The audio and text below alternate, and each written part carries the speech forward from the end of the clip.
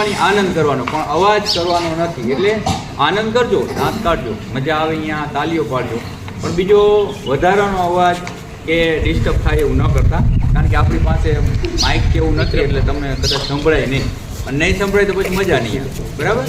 એટલે આજે આપણે બધા ભેગા થયા છે. હું પહેલાં કચ્છમાં બાજુ માંડવી તાલુકામાં હતો, બધા શાળાના બાળકો ઓળખે, એમ કદાચ હવે આવનારા દિવસોમાં અહીંયા ભચાઉ તાલુકાવાળા પણ ઓળખે એવું મને આનંદ છે, મને શોખ છે. એટલે હું કાંઈ પણ વાત કરી, આપણે શિક્ષણલક્ષી વાત કરશું. અત્યારે હું સરકારી માધ્યમિક શાળા કડોલમાં હાઈસ્કૂલમાં છું, અને મને એક પોપેટ શોનો શોખ છે. મને એમ થાય કે બાળકોને કંઈક મજા આવે તો મને મજા આવે. બરાબર? એટલે આ શોખની વસ્તુ છે. એટલે હું એકલો વાત કરું તો તમને ગમે કે ના ગમે, પણ મારી સાથે એક મારો મિત્ર આવ્યો અને એ ખેલા છે. બરાબર? એટલે તમને એના સાથે આનંદ કરાવવાનો છે. બરાબર? હા, આ છે ને મારો મિત્ર છે. અમે બે સાથે વાતો કરતા કરતા તમને કંઈક થોડીક વાતો કહીશું, શિક્ષણની વાતો કહીશું, તમને કંઈક જાણવા મળે. બરાબર? કંઈક મજા આવે. એટલે હું અને મારો ફ્રેન્ડ, બરાબર, એનું નામ પણ છે, પણ શું છે આ? વાંદરો કહેવાનું નહીં, જોઈ ગુસ્સે થઈ જાય. વાંદરો નહીં કહેવાનું, બરાબર? એનું નામ છે, શું નામ છે? જગ્ગુ.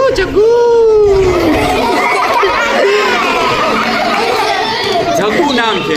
છોટા ભીમમાં આવે છે ને જગ્ગુ, બરાબર? એટલે આપણે આનું નામ જગ્ગુ રાખ્યું. શું નામ છે? જગ્ગુ.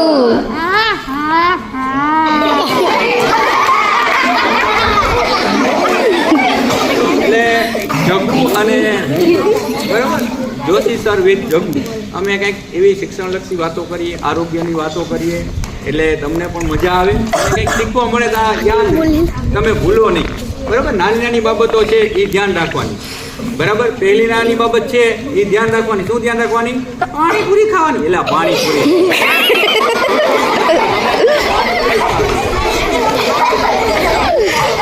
એટલે જે વચ્ચે ક્યારેક આવું બોલશે, પણ આ આનંદ આવે એટલે તમને કંટાળો આવે, મજા આવે. બરાબર? બાકી શું નામ છે? જગ્ગુ.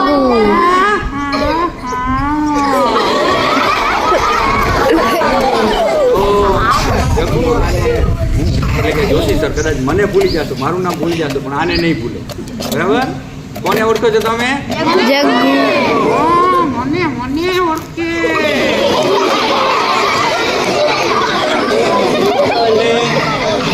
આ જગ્ગુ.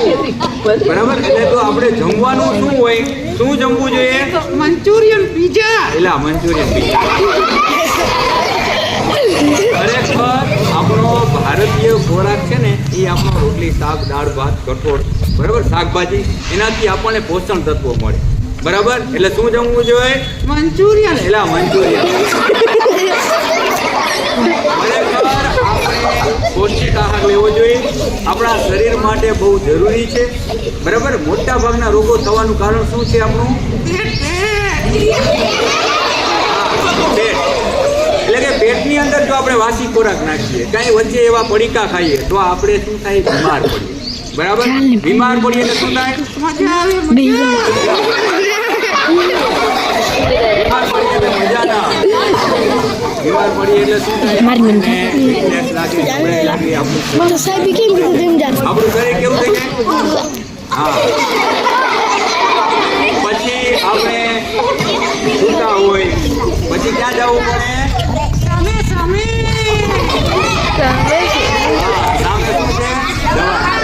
પછી દવાખાને જવું પડે, દવા લેવી પડે, ઇન્જેક્શન લેવા પડે. બરાબર? એટલે આપણે ધ્યાન રાખવાનું. તો પહેલાં તો આપણે જમવાની બાબત છે એમાં ધ્યાન રાખવાનું. જમવાનું કેવું હોય? પૌષ્ટિક આહાર ખાવો જોઈએ. બને ત્યાં સુધી પડીકા ના ખાવા જોઈએ. બરાબર? પડીકા કેવા લાગે? મીઠા લાગે. એ તો બધાને ભાવે. શું કામ? તો તે એની અંદર ઘણા બધા એવા એસિડિક તત્વો નાખતા હોય કે જેનાથી તમને શું થાય? તો કે મજા આવે, પડીકાનો આદત લાગી જાય. બરાબર? પણ એ વધારે સારા નથી. ક્યારેક ખાવા જોઈએ. હા, ક્યારેક ખાવાના, તો જેનાથી વાંધો ના આવે. પણ ખરેખર આપણો ખોરાક છે ને એ આપણો કઠોળ છે. અત્યારે જો શાળાઓમાં પણ કહે છે તમે, બરાબર, જેમ કે રોટલી રોટલા કઠોળ છે એ જમો તો આપણું પૌષ્ટિક જે જમવાનું છે એનાથી શું થશે તો કે તમારું જે સ્વાસ્થ્ય છે એ તંદુરસ્ત રહેશે, બરાબર. અને તમે કેવા રહેશો? મોજ મોજ મસ્તીમાં.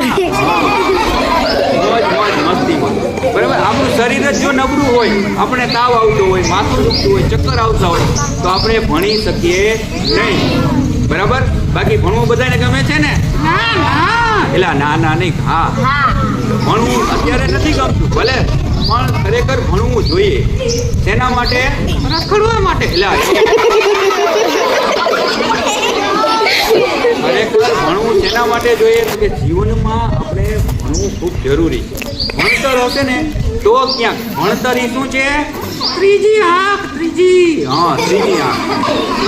જો ભણશો ને તો ત્રીજી આંખની જેમ આપણું જ્ઞાન છે એ આપણે ત્યારે ખબર પડી જશે, બરાબર. કોણ ભણેલું છે ને કોણ અભણ છે. જો આપણે ક્યારેક આપણા વાલીઓ આપણને છે ખબર છે નથી ભણેલા છતાં એમ કહે છે ભણો, તો એનો મતલબ શું છે? એને અપેક્ષાઓ છે કે તમે ભણો, આગળ વધો અને શું કરો? મોટા ઓફિસર બનો. હા, મોટા ઓફિસર બનો. એને પણ એમ થાય કે વાલીઓને કે ના આપણા બાળકો ભણે તો કાંઈક તો ભણવામાં છે, એટલે બને ત્યાં સુધી ભણવામાં આનંદ રાખો, જેટલું આવડે એટલું, બરાબર. બધા સરખા ન હોય, બરાબર, કારણ કે આપણને ખબર છે કે બધા હોશિયાર નથી હોતા, અલગ અલગ, પણ મહેનત વધુ કરવાની. મારી જેમ. હા, તારી જેમ મહેનત વધુ કરવાની, બરાબર. આપણે નબળા હોય તો વધારે મહેનત કરવાની. બાકી નાની નાની બાબતો ધ્યાન રાખવાની. બીજી એક બાબત શું ધ્યાન રાખવાની તો કે આપણે નખ છે ને એ આપણે જોવાના, બરાબર. નખ કેવડા રાખવાના? મોટા મોટા સિંહ જેવા. નખ છે ને આપણા કાપેલા હોય. નખની અંદર અનેક એવા જે વાયરસ કહી શકાય, સૂક્ષ્મ જીવો કહી શકાય, નખમાં ફસાઈ જાય. અને આપણે જે જમવાનું હોય તો જમીએ તેનાથી પગેથી. તેનાથી જમીએ હાથે. તો હાથમાં જે નખ વધેલા હોય એમાં સૂક્ષ્મ જીવો, બેક્ટેરિયા એ બધા ફસાયેલા હોય, આપણા મોઢાની અંદર જાય અને આપણું પેટ ખરાબ થાય. એટલે ધ્યાન રાખવાનું. બને ત્યાં સુધી આપણે શું કરવાનું તો કે હાથ ધોવાના, મજા કરવાની, પછી જમવાનું. હાથ ધોઈને પછી આપણે કહેવાય ને હેન્ડવોશ કરીને પછી જમવાનું. બને ત્યાં સુધી રમવા ગયા હોય, બરાબર, શાળાએથી ઘરે જઈને સીધું આપણે જમવા બેસી જવાનું નથી કે નાસ્તો કરવા બેસી જવાનું નથી, બરાબર. એટલે એવું. અને બીજી એક બાબત છે ફળ ફ્રૂટ એ બધું ખાઓ, પૌષ્ટિક ખોરાક ખાઓ અને શું કરો? ભણો, બરાબર. શું નામ છે તારું? આપણે ઘણી વર્ષો સુધી રાખ્યા એટલે અંગ્રેજો આપણી કળાઓ પણ લઈ ગયા. આ આપણી જ કળા છે, બરાબર. હેન્ડ પપેટ શો કહેવાય આને. એટલે વિન્ટ્રોક્વિલિઝમ એટલે શબ્દ ભ્રમ, બરાબર. એટલે એવું લાગે કે જેમ કે આ બોલે છે, હું બોલું છું, પણ ખરેખર એ બોલતો નથી. એટલે શબ્દ ભ્રમ આ એક કળા છે અને પપેટ શો કહેવાય અથવા વિન્ટ્રોક્વિલિઝમ કહેવાય. તમે કદાચ યુટ્યુબમાં જોશો તો મારો વિડીયો મળશે, વિન્ટ્રો જગુ વિથ જોશી સર. એટલે ક્યારેક મને આવી રીતના વિડીયો પણ મૂકું છું, મને આનંદ આવે, મને એક તમારો યાદગારી રહી, બરાબર છે. એટલે યુટ્યુબમાં તમે ક્યારેક જોશો તો તમને આ મળશે. કોણ મળશે? હું